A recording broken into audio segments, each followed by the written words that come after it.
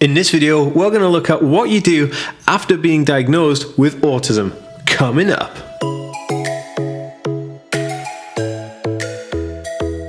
Hey, I'm Dan. I have Aspergers Syndrome, ADHD, OCD and dyslexia. I make weekly videos on autism and neurodiversity, so if you're new around here and you want to learn more, remember to hit that subscribe button and hit the notification bell so you don't miss out on any video that I upload. In this video, I'll be sharing my personal ideas and tips of what to do after having a diagnosis, freshly diagnosed, and some things that I think are super important to continue the next steps of your journey. Oh, also at the end of the video, I'll be giving away a free PDF download that will help you with links to places to go, different support groups, and really cool stuff that you'll probably find very useful after a diagnosis. So stick around to the end of the video to get that PDF. What's good, Aspie World superheroes? Bang! So pumped to have you here today. I'm so awesome to be back doing another video, and it's part 3 of this 3-part mini-series. I've had fun doing this. If you've enjoyed this mini-series, give this video a thumbs up. Part 1 and 2 will be linked in the description below, and at the end of this video, if you want to go back and watch them, if this is the first video you're seeing on this series. So I'm pumped to be back. Let's get straight in it and do this video. If you want to leave me a comment in the comment section below about where you are on your current autism diagnosis journey. Have you been diagnosed? Are you going through the process right now? Are you setting up meetings? Are you setting up a diagnosis? Or are you looking for answers? I'd love to know what part of the journey you're in. So after an autism diagnosis, what you'll need to know. Okay, so number 1, I'm going to talk about what it is that you need to do about getting your results. Like, you get a result and you have a diagnosis of autism, right? And coming to terms with that is sometimes quite difficult because some people may not have had any idea that they may be on the spectrum, and it could come as quite a shock. So my advice here is to do one of two things, or both actually. Sit down and discuss with your doctor or mental health team or key worker or anybody who's working with you on a medical professional level, and ask them to go through the diagnosis with you and what this actually means and the ins and outs and stuff, because it's very important that you understand the detail of your diagnosis. This is very important.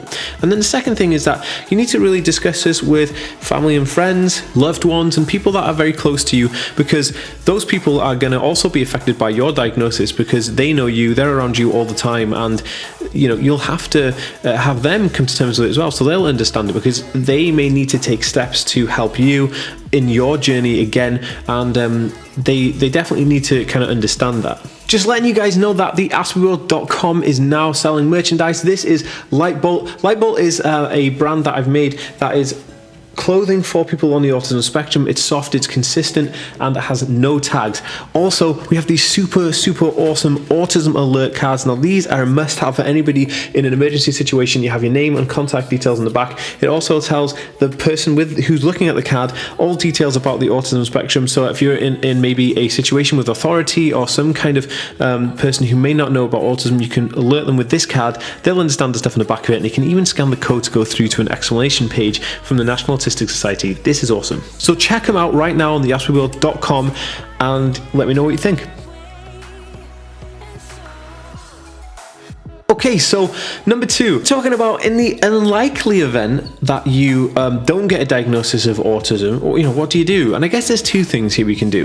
Disagree with that decision and then want to go and get a reassessment, or do it again, have another assessment, and see if you can have better luck at gaining a diagnosis. If you strongly feel that that they were wrong and that you do really have the condition and that they were wrong, you can also go back and ask for another assessment, go to the whole process all again, and there's nothing wrong with doing that.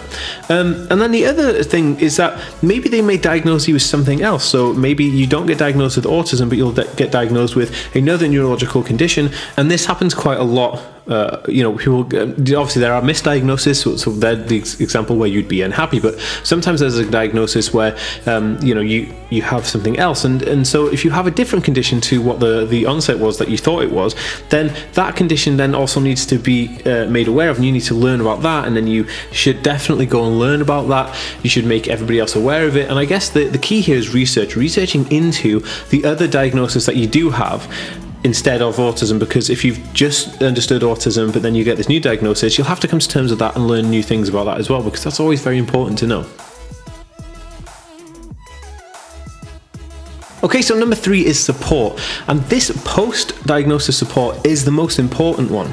So there's a load of different support that's accessible to people who are coming out of an autism diagnosis with a diagnosis of autism, and to me that support is very, very interesting. You know, we're lucky that there's a wealth of community around the autism spectrum conditions now on the internet and offline as well. I mean, I myself, I run a Facebook group and a Discord group for people in the community with a diagnosis of autism to support each other and share ideas and discuss and stuff. So if you want to join those, the links are in the description below. You can check them out. But, you know, as well as at the end of this video, I'll be giving away the PDF, and in that PDF, there are links to some great support groups in there. And there's also a bunch of apps that you should download as well, which are very, very cool for supporting people with autism. I think they're amazing, and I've listed them in that PDF. But also, what you should do is do a Google of your local area and see if there's any autism support groups, because I can probably guarantee that if you're in the United Kingdom or the US, then there's going to be some local support group or close to you that will deal with people with the autism spectrum. That is could be a community group, it could be a support group, it could be like a peer group where you go there and you discuss other things, and it's just a really good way to find people who have similar interests and the same condition as you. And I think that's very positive, especially coming out with a diagnosis and not really knowing much about this diagnosis. It's a good one to do. Okay, so number 4 is the report, or the diagnosis paper. Now, the diagnosis paper can be anything from a single sheet to like a very lengthy document. Now, that is a lot to take in. I mean, sitting down there and trying to read that is going to be very difficult. So the ins and outs of the actual report are going to be very, medical terms that you never heard of. There could be scientific terms. There could be unusual kind of like support terminology that you're not familiar with. I know I wasn't familiar with most of the stuff for my diagnosis, and I had a key worker go over this with me. So what I would definitely tell you to do is that it's important that as soon as you get your diagnosis and you have your document in front of you, your report, you then phone your doctor and ask for a meeting with the doctor. Then take the report in and have the doctor go through every single piece of that with you so that you understand the diagnosis in full, and then you can use your knowledge of that to educate somebody else if they were asking for it on a professional manner or a government or legal manner. Then you know what is in that legal document, because there's nothing worse than being faced with a legal challenge or a government challenge or professional challenge and not being able to really tell people concisely what your diagnosis is. So it's very important you do that. If you want to learn more about the symptoms of autism, I will leave a link in the card above so you can find 5 of the most common symptoms of autism.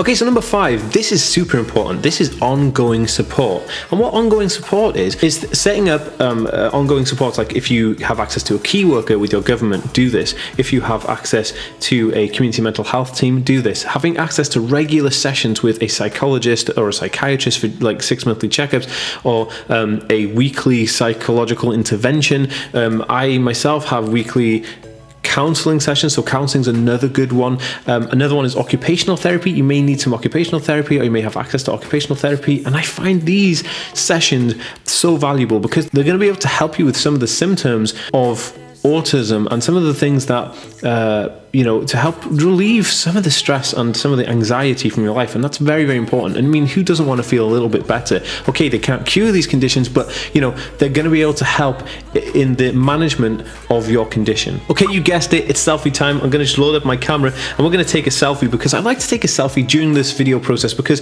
it shows people what we're doing, and it's cool because it's like our selfie. So I'm going to take a selfie, and then what you guys are going to do is go to Instagram and Twitter and find that photo, give it a like and a share if you're on Twitter, and follow me. Give me a cheeky follow, because I follow everybody back, and that'd be super, super awesome. Both of them are at TheAspieWorld. Okay, here goes.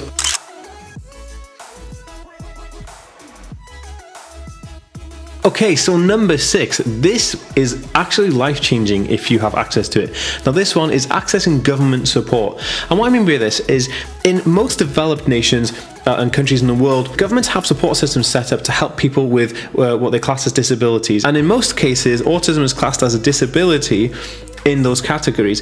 Now, accessing government support systems are things like they could help you access housing support, they could help you access financial support, they could help access employment and support for getting a job or being in a job and having to top up money because maybe your hours, you can't do as many hours because you get overwhelmed. They could help you with a key worker support. If you're in like a professional working environment, there may be some schemes they can help up. You may be able to access training. There's a whole host of things that the government may actually help with with. So my advice is now start your journey in searching for what government support and maybe benefits are out there that you can access and have help with. One of the things is that in the UK, the government at the moment isn't as structured and organised as it should be, and isn't as supportive with disabled people as it should be. So my only advice here, if you're in the UK and you're looking for support and access to benefits and things like that, also make sure you have an autism advocate or somebody in like the Citizens Advice Bureau that will help you with that journey of accessing those things, because you know they're a big lengthy processes, they're big long documents, and you will need somebody to help you with those.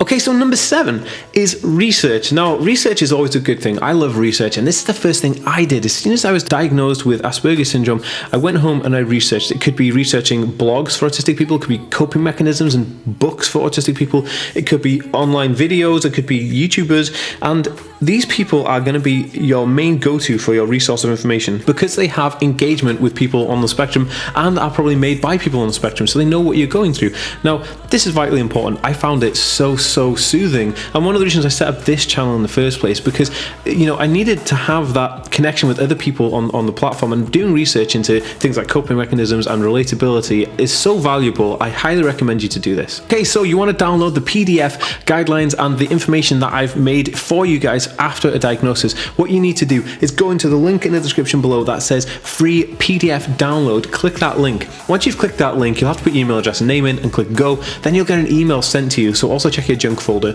and it asks you to subscribe to my mailing list, and this is the only way I can do it. So click subscribe to the mailing list and you'll be instantly emailed back a PDF download. If you have any issues, just reach out and I'll sort that out for you. Peace.